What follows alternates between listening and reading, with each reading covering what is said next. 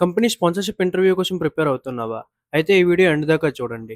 ఎందుకంటే ఈ వీడియో లోపల నేను చెప్పబోయే టిప్స్ యూజ్ చేస్తే మీ ఇంటర్వ్యూ లోపల మీ సెలక్షన్ ప్రాసెస్ అనేది 10x పెరుగుతాది.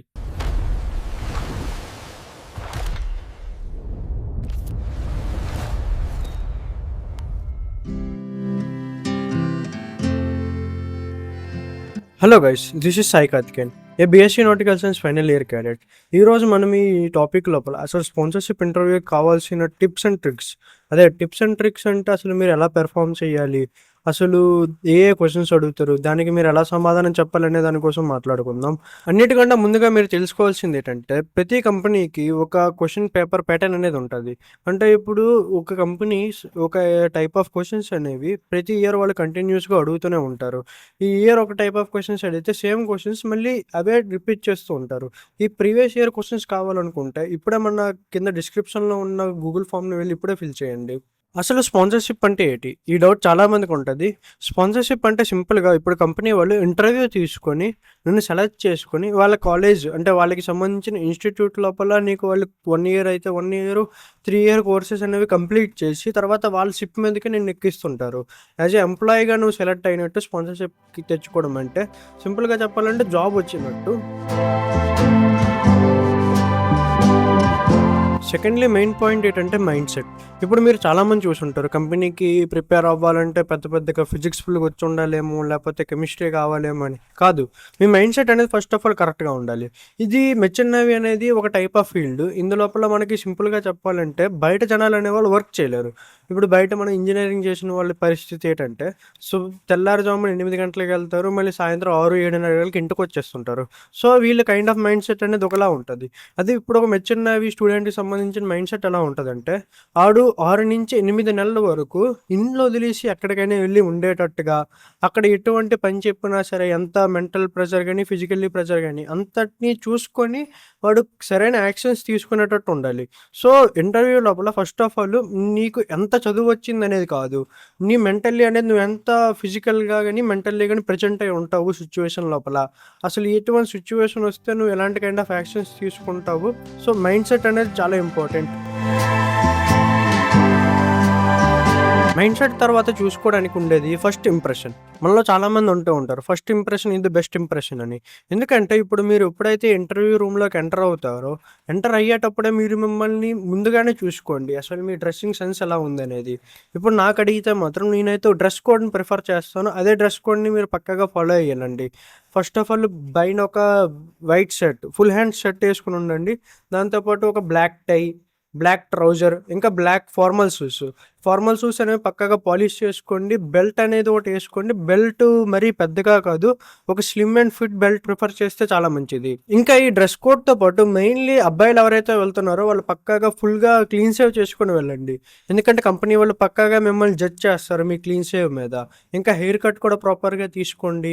ఇవి మనకి ఫస్ట్ ఇంప్రెషన్‌లో చాలా బాగా ఇంపాక్ట్ అయ్యేవి. ఇప్పుడు మీరు ఎప్పుడైతే లోపలికెళ్తారో ఫస్ట్ ఆఫ్ ఆల్ మీరు నాక్ చేసి లోపలికెళ్ళి good morning sir or madam చెప్పండి. మొత్తం ఇంటర్వ్యూ మొత్తం స్మైల్‌తోనే అవ్వాలి. ఫస్ట్ ఆఫ్ ఆల్ మీ ఇంప్రెషన్ అనేది చాలా మంచిగా ఉంటేనే మీ ఇంటర్వ్యూ ఛాన్సెస్ అనేవి పెరుగుతూ ఉంటాయి. ఇంకా టాపిక్‌లో నెక్స్ట్‌కెళ్తే మీరు క్యారీ చేయవలసిన మెయిన్ ఐటెమ్స్ అనేవి కూడా చూసుకోండి. ఇప్పుడు ఇంటర్వ్యూకెళ్తున్నారంటే మినిమమ్‌గా మీ చేతిలో ఒక రెజ్యూమ్ అనేది ఉండాల్సొస్తది. దాన్ని సీవీ అని కాదు రెజ్యూమ్ అంటారు. ఇంకా మీరు రెజ్యూమ్ లోపల మీకు సంబంధించిన ఏవైనా స్పెషల్ యాక్టివిటీస్ ఉన్నా సరే, ఎక్స్‌ట్రా కరిక్యులర్ యాక్టివిటీస్ గాని, లేకపోతే స్పోర్ట్స్ గాని ఏవైనా సరే పెట్టండి. ఒక ఫైల్ మెయింటైన్ చేయండి. ఫైల్‌లో ఫ్రంట్ పేజ్ లోపల మీ రెజ్యూమ్, దాని తర్వాత మీ 10థ్, ఇంటర్, ఇంకా +1, +2కి సంబంధించిన ప్రీవి +1, +2కి సంబంధించిన సర్టిఫికేట్స్ ఉంటే సర్టిఫికేట్స్ పెట్టండి. ఇంకా ఐఎంయూ షీట్ అప్పటికలకొచ్చేస్తే ఐఎంయూ షీట్ ర్యాంక్ కూడా పెట్టండి. దాంతో పాటు మీరు ఏ ఏ స్పోర్ట్స్‌లో అయితే పెర్ఫార్మ్ చేశారో దానికి సంబంధించిన సర్టిఫికేట్స్ మెన్షన్ చేయండి. ఒకటి జిరాక్స్ ఉంటే జిరాక్స్ పెట్టండి. లేకపోతే ఒరిజినల్ మాక్సిమం ప్రిఫర్ చేసుకుంటే చాలా బెటర్. దాని తర్వాత మెయిన్ పాయింట్ ఏంటంటే చాలామంది రెజ్యూమ్ లోపల వాళ్ళకి తెలిసి తెలియని ఇన్ఫర్మేషన్ కూడా జనరల్‌గా ఇన్సర్ట్ చేసేస్తూ ఉంటారు. ఇప్పుడు నేను ఒక ఎన్‌సీసీ క్యాడెట్ అని గాని, లేకపోతే నేను పలానా అలాంటి స్పోర్ట్స్ లోపల నేను పెర్ఫార్మ్ చేశానని చెప్పేస్తూ ఉంటారు. అలాగా చెప్పొచ్చు. గానీ ఒక పాయింట్‌లో మాత్రం మీరు ప్రిఫరబుల్‌గా ఉండండి. ఇప్పుడు పర్టిక్యులర్‌గా నేను ఒక క్రికెట్ ప్లేయర్‌ని, ఒక స్టేట్ ప్లేయర్‌ని అన్నారనుకోండి, మీకు దానికి సంబంధించిన ఫుల్ ఇన్ఫర్మేషన్ తెలిసే ఉండాలి. ఇప్పుడు జనరల్‌గా ఎన్ని మ్యాచెస్ అవుతూ ఉంటాయి ఇయర్‌లీ, ఐపీఎల్ అంటే ఏంటి? దాని మెయిన్ హెడ్ ఎక్కడుంటది? నెక్స్ట్ ఎన్ని టీమ్స్ ఉంటాయి? ఇప్పుడు బ్యాట్‌కి డైమెన్షన్స్ ఏటి? ఇలాగ పర్టిక్యులర్‌గా వాళ్ళు కొన్ని కొన్ని క్వెషన్స్ అడుగుతూ ఉంటారు. సో, మీరు ఏది పెట్టినా సరే దానికి సంబంధించిన క్రాస్ క్వెషన్స్‌కి కూడా మీరు రెడీ అయ్యి ఉండాల్సొస్తది. నెక్స్ట్ మాట్లాడుకుంటే ఏ ఫీల్డ్‌లో అయినా సరే ఇంటర్వ్యూ లోపల ఫస్ట్ ఆఫ్ ఆల్ మనకి టెక్నికల్ క్వెషన్స్ కన్నా నాన్ టెక్నికల్ క్వెషన్స్‌తో స్టార్ట్ చేస్తారు. ఒకవేళ మీ నాన్ టెక్నికల్ క్వెషన్స్ అనేవి క్రిస్ప్‌గా ఇంకా పర్ఫెక్ట్‌గా ఆన్సర్స్ ఉంటే మీ టెక్నికల్ సెషన్‌లోకి మాక్సిమం చాలా ఇంటర్వ్యూస్ ఎళ్ళవు. మీ నాన్ టెక్నికల్ లోపల మీ సెలక్షన్ అనేది 90% అయిపోతుంటది. ఈ నాన్ టెక్నికల్ లోపల మెర్చెంట్ నేవీకి సంబంధించిన ఎలాంటి క్వెషన్స్ అడుగుతారంటే tell me about yourself, లేదంటే మీరు మెర్చెంట్ నేవీని ఎందుకు ఎంచుకున్నారు? పర్టిక్యులర్‌గా మీరు కోర్స్‌కెళ్తున్నారనుకోండి. ఒకవేళ డీఎన్ఎస్ గాని, బీఎస్సీ గాని, ఒకవేళ ఆ కోర్స్‌కి సంబంధించిన పర్టిక్యులర్‌గా ఒక పెద్ద లిస్ట్ అనేది మీరు ప్రిపేర్ చేసుకొని ఉండండి. సో, నేను ఈ కోర్స్ ప్రిఫర్ చేస్తున్నాను. నా కండిషన్స్ ఇవి. సో, నాకు ఇలాగ ఈ కోర్స్ ఎళ్ళాల్సొచ్చింది.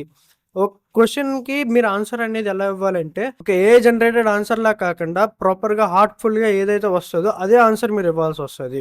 వాళ్ళు అడిగే మెయిన్ నాన్ టెక్నికల్ క్వెషన్స్ మాటకు వస్తే, మెయిన్‌లీ చూసుకుంటే ముందు చెప్పినట్టే tell me about your self, ఇంకా ఎందుకు మెచ్చున్నవి, ఇంకా మీ ఇంటిని వదిలేసి ఇంత దూరంగా ఉంటున్నావు అసలు పర్లేదా నీకు?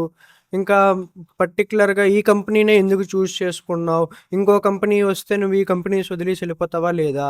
లేపోతే ఇప్పుడు నేను మిమ్మల్ని సెలెక్ట్ చేయకపోతే మీ నెక్స్ట్ యాక్షన్ ఏంటి? అంటే బేసికల్లీ నాన్ టెక్నికల్ క్వెషన్స్ అనేవి ఈ టైప్‌లో ఉంటాయి. మీ ఆన్సర్ అనేది యాక్టింగ్ చేస్తున్నట్టు కాదు. మొత్తం నేచురల్‌గానే ఉండాలి.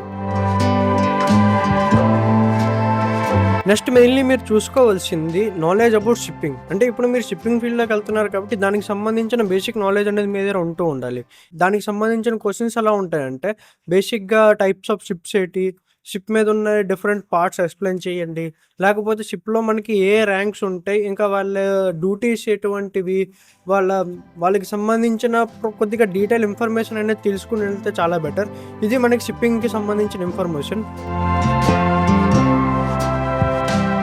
ఇంకా నెక్స్ట్ మనం టెక్నికల్ పార్ట్ కోసం మాట్లాడుకుందాం. టెక్నికల్ పార్ట్ కోసం మాట్లాడుకుంటే బేసికల్‌గా వీళ్ళు అడిగే క్వెషన్స్ అనేవి మాక్సిమం మ్యాథ్స్, ఫిజిక్స్ ఇంకా జీకే పైన ఉంటాయి.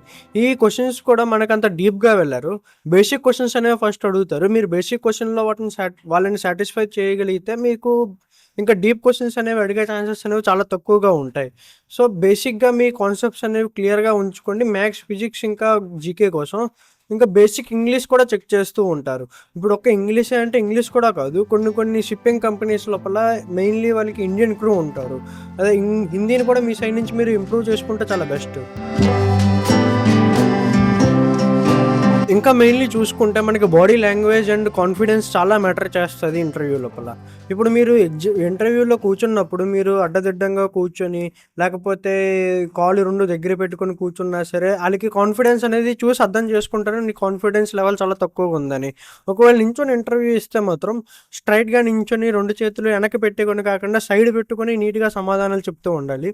ఇంకా మీ లుకింగ్ అనేది స్ట్రెయిట్‌గా వాళ్ళని డైరెక్ట్‌గా వాళ్ళ దుక్కే ఐ కాంటాక్ట్ పెట్టుకొని ఎన్ని ఆన్సర్‌లు ఇచ్చినా సరే, ఐ కాంటాక్ట్ పెట్టుకొని ఇవ్వాల్సొస్తది.